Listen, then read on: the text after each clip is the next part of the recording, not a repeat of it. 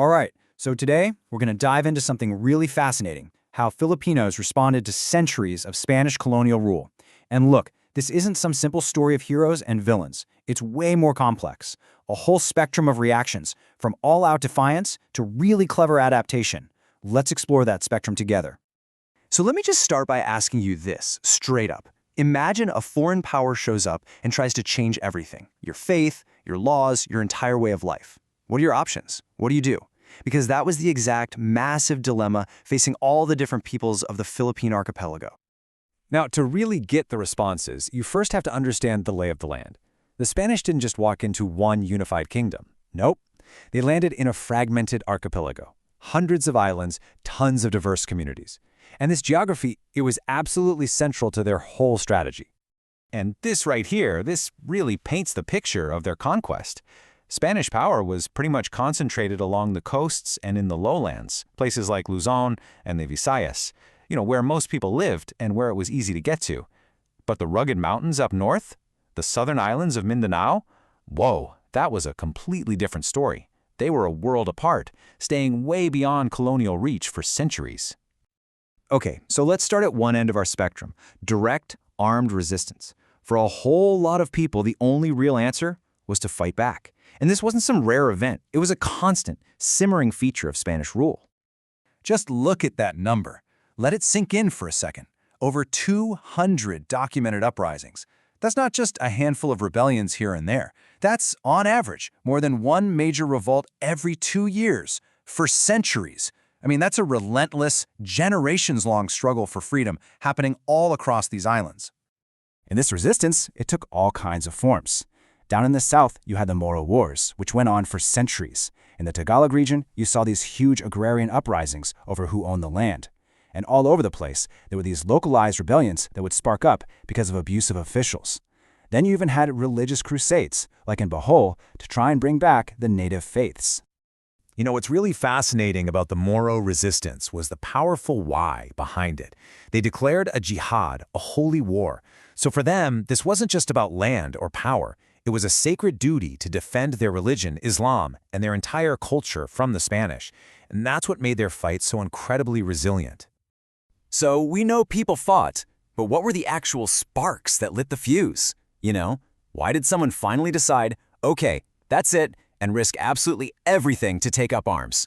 Well, the reasons were as diverse as the people themselves. This chart breaks it down so well. Sometimes the reason was deeply personal. Think about the leader Lacandula. His family's tax exemption got taken away, and that was it. Other times it was political. Leaders like Diego Silang rose up to fight corrupt officials. The spark could be economic, like with Francisco Maniago's revolt because the Spanish just weren't paying for rice. And so often it was religious, like the story of Hermano Pule, who was told he couldn't become a priest just because he was a native. And this quote, it just captures that spirit of religious defiance perfectly. Leaders like Tamblat in Bohol and Sultan Kudarat in Mindanao, they didn't just see Catholicism as a new religion. To them, it was the religion of a conqueror. So for them, defending their ancestral beliefs was the exact same thing as defending their freedom. Okay, but fighting back wasn't the only option on the table. Let's shift gears and look at the other side of the spectrum, which in a lot of ways is even more complex. This is where we find the strategies of adaptation and, well, avoidance. People had to make some really tough, calculated choices just to survive. So on one side, you have adaptation. That could mean accepting Catholicism or cooperating with officials just out of fear, or even collaborating to get ahead personally. But then on the other side, you have avoidance. We're talking about packing up and fleeing to the mountains, living completely outside the colonial system, and just preserving your ancient culture far, far away from Spanish eyes. Right, so this is a super important point. Acceptance wasn't always surrender. A lot of times, it was simply a pragmatic choice for survival. I mean, the Spanish could be incredibly brutal to anyone who resisted. But there was also this other layer. Some parts of Catholicism kind of resonated with native traditions. Processions were a bit like old rituals. The saints could be seen as similar to the native spirits, or anitos. Even the use of holy water echoed beliefs about water's cleansing power. And all that made adaptation, well, a little bit easier for some to swallow. So what about the people who chose to just leave? Well, the Spanish had a name for them. Tulasan. It means bandits or outlaws. And that label was pure propaganda, right? a way to criminalize anyone who refused to be ruled. But from the Filipino perspective, these people weren't outlaws at all. They were just free. They were the ones who chose to preserve their way of life up in the mountains. So after more than 300 years of this constant push and pull, what was the end result? Well, the most important legacy is that the Spanish conquest was never actually total, not even close. Large parts of the archipelago and its people remained unconquered. And if we're being specific, two major groups really stand out for successfully resisting complete colonization through the entire Spanish period. You have the Moro sultanates in the south, who fiercely defended their Islamic faith and society. And then you have the incredible indigenous peoples of the Cordillera mountain range in northern Luzon. So how'd they do it? What was their secret? Well, like the slide says, their shield was geography. The remote, rugged mountains of the Cordilleras and the dense forests of Mindanao were basically natural fortresses. I mean, this was terrain that horses and heavy armor just couldn't handle, which made it way too difficult for the Spanish military to really control. And that isolation, that's what allowed these cultures to survive and thrive.